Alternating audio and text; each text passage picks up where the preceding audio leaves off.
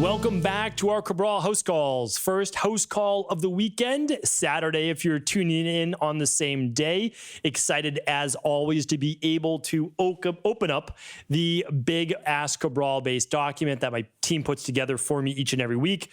You know, just to let you know, I really do read the vast majority of every comment, every tagged post on Instagram. I read many of the comments inside of the CabralSupportGroup.com, which is our free Facebook group. I try to tune in as much as I can to IHP Level 1, IHP Level 2, and IHP Mastery. I see your text messages from our community-based text.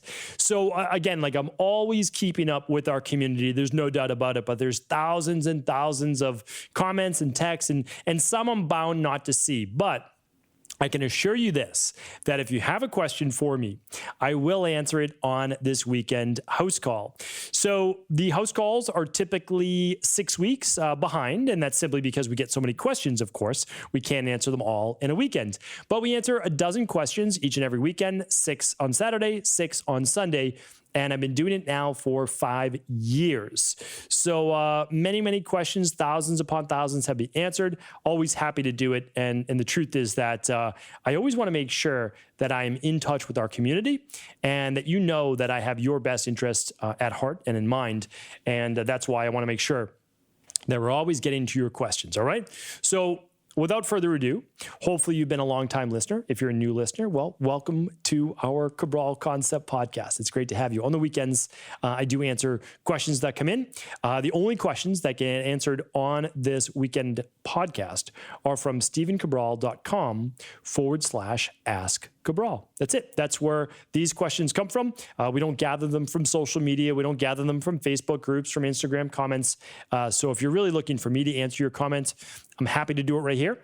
Just 2 asks. The first is that you go to stevencabral.com/podcast and you type in your question. You just or your keywords to the question. So for example, let's say you have a question on mold toxicity, or you have one on candida, or you have one on psoriasis, or you have one on celery juice, or you have one on proteolytic enzymes. Just type in any of those words inside the search box, and you'll most likely find, now that we've done almost 2,000 podcasts, that I've already answered the question. And that will save you 6 weeks from me repeating the same answer, because I'm not going to give a different answer. I really haven't. Like, my views on natural health and all these things, that they're not changing. They're growing, but they're not changing. So I just want you to know that there's very few things. Now, I couldn't tell you that. I would not have told you that before 2011. Okay. But I can tell you that we do tweak protocols. We do tweak formulas with sometimes a little bit more ingredients, and always trying to do more for you. But my answers are not going to change a lot. So I know, like, a lot of people, they like to test me, they like to test the team, and that's okay. You know, it's all good. But you're going to get your answer a whole lot faster if you just search that box. And so that's for you. I'll still answer it. I'm happy to answer it for the most part. If it's been answered like a half dozen times, then I am going to refer you for sure. And that's it. So I guess that's the first ask. The second is that if I do answer your question, I would love for you just to leave a review on iTunes or your favorite podcast player for the Cabral Concept. And the reason I say that is that I just love to be able to promote this show to more and more people. It's a big mission and goal of mine. It's what I'm going to do for the rest of my life. So whenever you're super passionate about something, you want more and more people to basically be able to find it. And that's that. All right. So that's that. Let's dive right into the show. I'm going to open up my document right here. Instead of using my iPad today, which does not have enough power to make it through the show, we are going to get right into the official Pages document. I am a Mac only kind of a guy. No PCs here. For ease of use, iPhone, iPad, MacBook, and we're good to go. Keep things simple. Okay, so first question is from Ashley. Ashley's writing in, "Hi, Dr. Cabral. I'm writing on behalf of my sister-in-law. During almost the entire duration of her pregnancy with my nephew, she experienced extreme hypermesis gravidarum. It was so severe that she had a midline IV of specific drug because she couldn't keep down water. Vitamin B6 was eventually suggested to her, and that helped more than anything else. She wants another child, but her experience with that pregnancy was so terrible that she understandably does not want to risk going through it again. My question is, what might be the underlying causes that can be dealt with? To give her confidence, her doctor basically said she's allergic to pregnancy hormones, but our hope is you might have some better insight for us. Thank you so much in advance. I wrote into you 2 years ago about my fibroadenomas, and shortly thereafter, I ran the Big 5 labs. My mind was blown by how your answer to my question on the Cabral HouseCalls lined up completely with my lab results. It's clear that you have invaluable knowledge, and I can't express how grateful I am to you for sharing with me and so many others. My whole family has decided to run the Big 5 labs, and I can hardly wait to see the healing that it brings. Thank you. Well, that means a lot to me. It really does. I always am about to get choked up, and then I kind of like bring it together for a second. And the reason I say that is that I never get to hear about how people do after I give these answers. And I can only hope that people are doing well with the information that, of course, this is just a small tidbit that I'm giving you, but hopefully it leads you in the right direction. So that's great. And the reason why, I'm able to, and I'm going to put this in air quotes, predict a lot of these things is only because of experience. That's all. And so that's what I tell people. And I tell a lot of our integrative health practitioners, you just have to get started. Work with friends and family, work with coworkers, expand out, work with more people. And the truth is that I've overseen 250,000 client appointments. And so I've just seen a lot. And that allows me to hopefully be able to share some type of insight into what many of us are dealing with.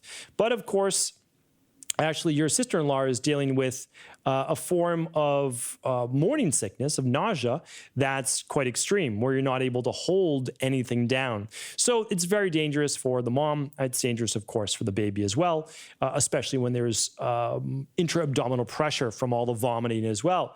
So here's the thing. A doctor telling her that she's allergic to pregnancy hormones is a bit strange. That's not anything from a scientific perspective, that's for sure. Many of the hormones you're producing during pregnancy are the same ones that you do produce when you're not pregnant, just in varying degrees. They're not the only ones, but yes. And so what I would say is this. A lot of times it is because there's an imbalance between progesterone and an imbalance between estrogen. Those hormones are surging, they're fluctuating. Sometimes there's not enough progesterone during that first trimester, and there can be nausea as well. However, one of the reasons why that B6 might be helpful and magnesium, if she's not using magnesium, is because the body needs a little bit more of a calming neurotransmitter as well in serotonin. And B6 has been known to be helpful for everything from thyroid to many different types of hormones, but also neurotransmitters such as serotonin. I'm not recommending that she use 5-HTP while pregnant or serotonin or at least SSRIs, but that B6 or a B complex in general could be very helpful. Now, there's a lot more that she can do. I'm assuming that she herself has never run the Big 5, so she could do that. She could work on her imbalances. She could also begin to use the Daily Foundational Protocol Level 2. Inside of that, she's going to get her omegas. She's going to get a full activated B complex. And in addition to that, she might even add some additional magnesium as well. So although I can't give you exactly what to do, just like you, Ashley, she'll be able to find her answers by running the Big 5 labs and by adding in at least replenishing her nutrients, which she should be doing with that Daily Foundation Protocol Level 2 or Level 3. Thanks, Ashley. And Raquel is up next. Hi, Dr. Cabral. I had my thyroid levels tested, and it showed that it's underactive. After supplementing naturally, no synthetic hormone, for over 9 months, many of my symptoms improved except this intense muscle weakness.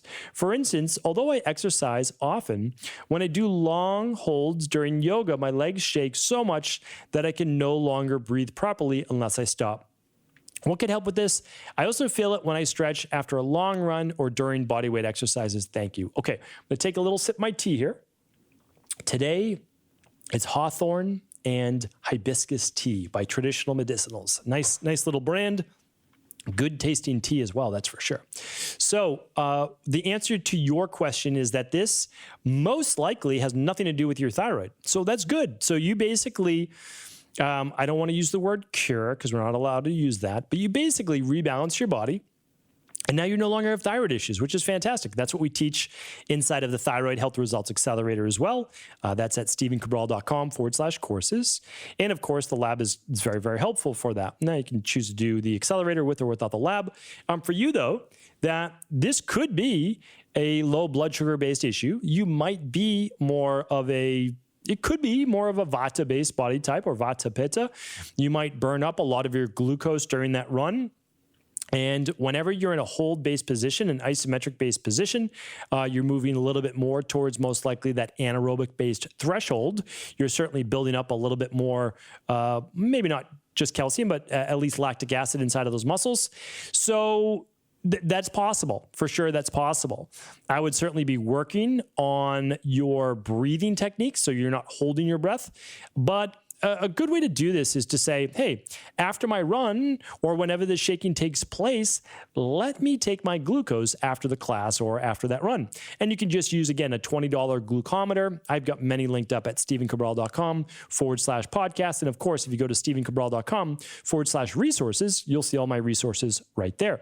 So take your glucose reading. And the last thing I would say is, I don't know if blood pressure is going to affect you to the same degree. It would be interesting. It'd be interesting. So I would, again, you can go to stevencabral.com/resources and check out the blood pressure monitor that I have there as well. It's just for home use. They're not expensive and they really last you forever. So you could also check your blood pressure as well. Those are just my first two go-to. It could be more than that. It could be electrolytes. It could be sodium to magnesium imbalance. It could be a calcium to magnesium balance. And the best thing to do there is to run that starter kit, or at least the minerals and metals test, to look at your electrolytes. All right, Corey is up next. I'm currently seeing a functional medicine doctor for candida and leaky gut. She wants me to stay away from all gluten right now. I've been staying away from gluten for 6+ months now with the occasional cheat. What are your thoughts on this? I've heard if you take something out of your diet, your body is more sensitive to it when you add it back in. Oh, Corey, this is interesting. A couple things. So one is your leaky gut and candida should already be fixed within 6 months. So if you follow our CBO protocol, which again, no ego, hands down, it's the best in the world. There is not a better protocol in the world for digestive-based issues than the CBO protocol. And I say that again without ego. It's because we refined it over 7 years or close now 10 years. And it's been in its form now for many years. There's just nothing better. And that's because we run labs before and after. We know it works. So that resolves things in about 12 weeks. Then you use the CBO finisher for the intestinal permeability. That's 12 weeks, but that one's super easy. And so you should be good.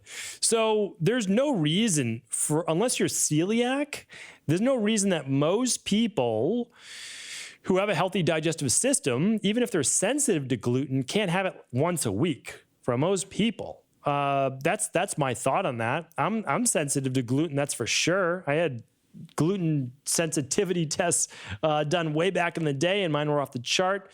I don't like to eat a lot of gluten. I love gluten, don't get me wrong. I love bread. I love pasta. I love wheat in all forms. I like cookies. I like all those things, but they don't like me if I start to eat them multiple days in a row. So 1 day a week, I don't seem to have any issues. Most people don't, but you could certainly run that IgG food sensitivity test again.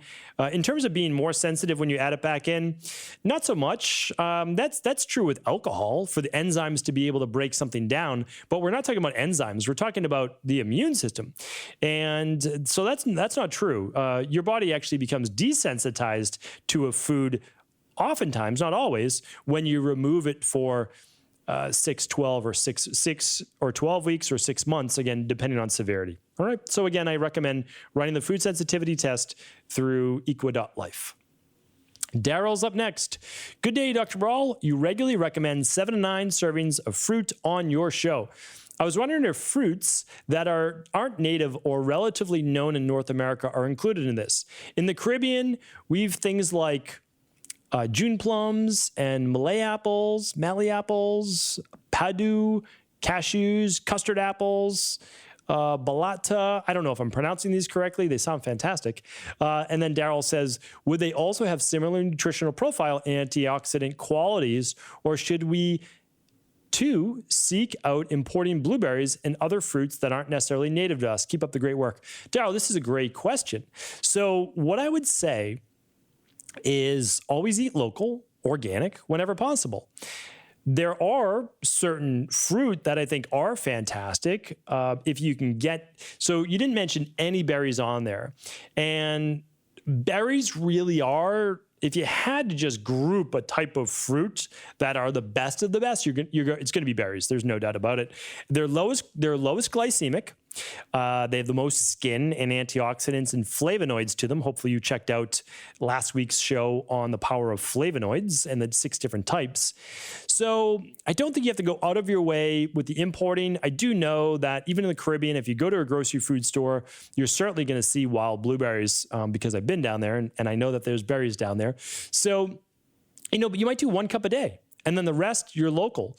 And again, you might only do another cup of fruit or so. So I've had custard apples before. I had those in Hawaii. Let's see if I've had June plums I've had before. I don't know about the Malay apples. But I think all of these can be great. And a lot of native fruits are actually much better for you than the hybridized ones we have here in North America. So remember, the thicker the skin, typically the more antioxidants. So Daryl, what I would say is don't go out of your way, but I do believe most humans would benefit from 1 cup of berries per day, whether it be blueberries, cherries, blackberries, raspberries. I think they're all fantastic. You could do a mixed organic berry if you'd like. And then again, I always just say, whole food fruit is always best, no doubt about it. But it's always great to have that daily fruit and vegetable blend as well. And that powder is 22 different organic fruits and vegetables. And that you can get over at equi.life as well, equi.life. It's part of the daily foundation protocol that I use every day. And of course, tens of thousands of other people around the world. All right, Kate's up next. Hey, Dr. Cabral, hoping you can help me out. I have been WFPB for the last 9 months. I've lost over 50 pounds, and I'm now in my healthy weight range. I eat to full satiety, but still am 25%. I think it's satiety. I apologize for my mispronunciation there. It means satiated or full. But I'm 25% body fat and would like to decrease that percentage a few more points. I have felt extremely well until very recently. I lost my period and believe I'm suffering from other symptoms of hypothalamic amenorrhea, such as feeling cold, fatigue, sleep disturbances, frequent urination, etc. I'm confused on how this can be happening when I'm eating 2,500 plus calories every day, only working out lightly 2 to 3 times a week, and still I'm a higher body fat than most traditional hypothalamic amenorrhea sufferers. Please help me out. I want to know what to do next. I'm stumped. All right, Kate, happy to help you with this because I've helped many other women with the same issue. So for anybody who doesn't know what WFPB is, it stands for Whole Food Plant-Based. Okay, so what can happen is, and this is very, very common, the first 4 months, 6 months, you're doing great, you're doing great, you're doing great. But when some women and some men, not all. Again, I'm not saying that. I work and I help with many people that are vegan. I work with celebrity vegans. I work with many vegans out there, and I was vegan myself multiple times for at least 6 months. So I get it. I know. I understand. It's more of a catabolic-based diet. Just understand that. It's not as anabolic as having some meat or fish or eggs or dairy or whatever you'd like in your diet. Now, I'm not saying you ever need to eat that, but there's 2 things that could be possible. One is you're on a higher fat, low carb diet. That would do it. Or you're on a lower protein diet where you're not getting in, let's say, somewhere around half your body weight in grams of protein per day, or you're not getting at least what's called 0.8 grams per kilogram of body weight, which if we do the math, let's say, Kate, that you're 150 pounds, you'd need somewhere around 60 grams of protein per day, 20 at breakfast, 20 at lunch, 20 at dinner would do it. A lot of people following whole food plant-based have gotten mixed up with the myth that there's enough protein in vegetables for you to really thrive on, and that's not the truth. Although there is protein in vegetables, I did a podcast on this. You would need to eat, around 2 dozen cups of like broccoli to get. It's not going to happen. So that's that. The other thing is that most likely it's your thyroid and potentially cortisol-based levels. And I would lean more towards thyroid as well as estrogen dominance. But again, I don't like to guess, which is why we test. So the easiest thing you could do is just go to equi.life, EQUI.LIFE, and I would purchase and run the stress hormones, mood, and metabolism test. It will tell you exactly what's going on. The only thing better than that lab would be to actually run the Big 5, which would include that lab plus 4 additional labs to tell you about your vitamin levels, your mineral levels to see if you're actually getting adequate nutrients from your diet, which again, most people are not. And that would be the best of the best. All right, Kate? So I mean, we can figure this out. This is something we see every day in our practice. Like, not some days, we see it every day. And of course, we'd be happy to help with you on that as well. All right, great questions today. That's already my time for today. I know I only got 5 in. I try to get 6, but I don't want to rush any of my answers. And so hopefully that was helpful. And again, always let me know how you did. All right, take care, everyone. I'll be back tomorrow. Today was episode 1842, and tomorrow will be episode 1843. Take care. I'll talk with you then.